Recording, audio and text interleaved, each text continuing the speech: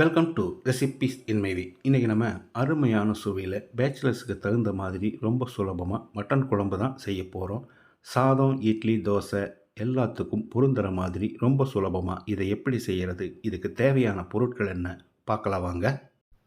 இந்த குழம்புக்காக 3/4 kilo mutton கழுவி எடுத்து வச்சுருக்கேன்.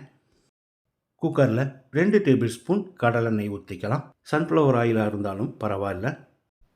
2 துண்டு பட்டை, 2 ஏலக்காய், 2 கிராம்பு, 1/2 டீஸ்பூன் சோம்பு, 100 கிராம் அளவுக்கு பொடியாக நறுக்கின சின்ன வெங்காயம்.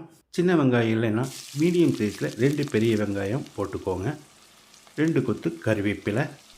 வெங்காயத்தை லேசாக செவக்கிற அளவுக்கு வதக்கிடலாம்.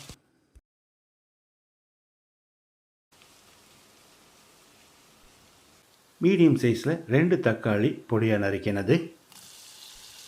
2 டீஸ்பூன் உப்பையும் சேர்த்து தக்காளியை மசிகிற அளவுக்கு வதக்கிடலாம்.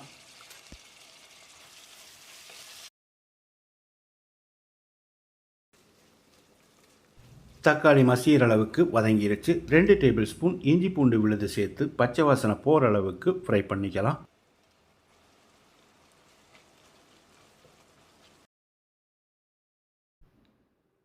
இஞ்சி பூண்டு விழுது பச்சை வாசனை போன பிறகு ஸ்டவ்வில் தீயை குறைச்சி வச்சு 1/4 டீஸ்பூன் மஞ்சள் தூள், 3 டேபிள் ஸ்பூன் மிளகாய் தூள்,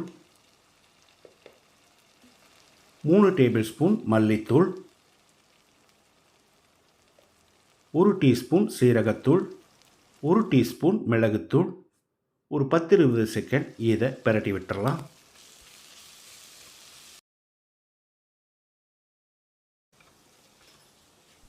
இப்போ இதில் 1 கப் அளவுக்கு தண்ணி ஊற்றி கலந்து விட்டுடலாம்.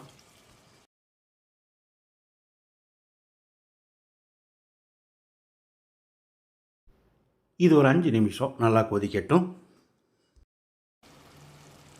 எண்ணெய் தெளிஞ்சு வர்ற அளவுக்கு கொதித்து வந்துடுச்சு. இப்போ இதை ஒரு தரம் கலந்து விட்டுடலாம். இந்த ஸ்டேஜில் நம்ம க்ளீன் பண்ணி எடுத்து வச்சுருந்த மட்டனை சேர்த்து கலந்து விட்டுடலாம்.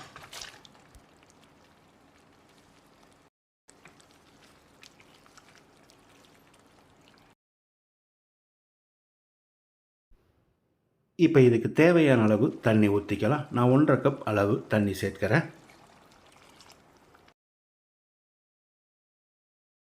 கூடவே ஒரு 1/2 டீஸ்பூன் கரம் மசாலாவையும் சேர்த்து கலந்து விட்டுடலாம்.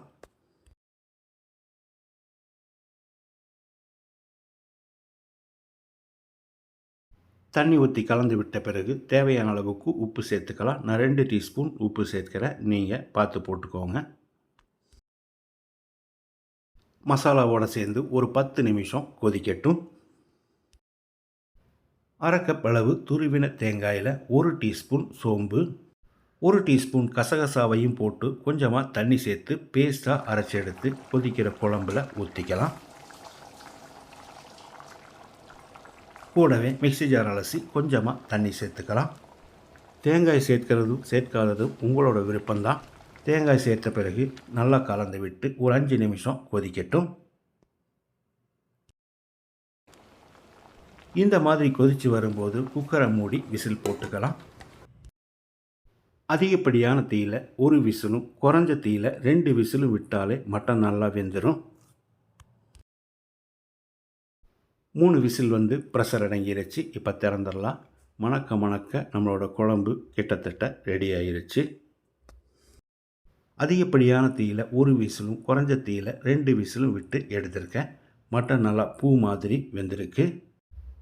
ஒரு 2 நிமிஷம் இது கொதிக்கட்டும். அதுக்கு பிறகு பொடியாக நறுக்கின மல்லி இலையை தூவி கலந்து விட்டு இறக்கிடலாம். அருமையான சுவையில் பேச்சுலர்ஸுக்கு தகுந்த மாதிரி நான் செஞ்சுருக்கிற இந்த மட்டன் குழம்பை இதே மாதிரி இதே அளவுகளோட நீங்கள் செய்து பாருங்கள். இந்த வீடியோ பிடிச்சிருந்தா லைக் பண்ணுங்கள், கமெண்ட் பண்ணுங்கள், ஷேர் பண்ணுங்கள். சப்ஸ்கிரைப் பண்ணாதவங்க சப்ஸ்கிரைப் பண்ணுங்கள். மறக்காமல் பெல் பட்டனை கிளிக் பண்ணுங்கள்.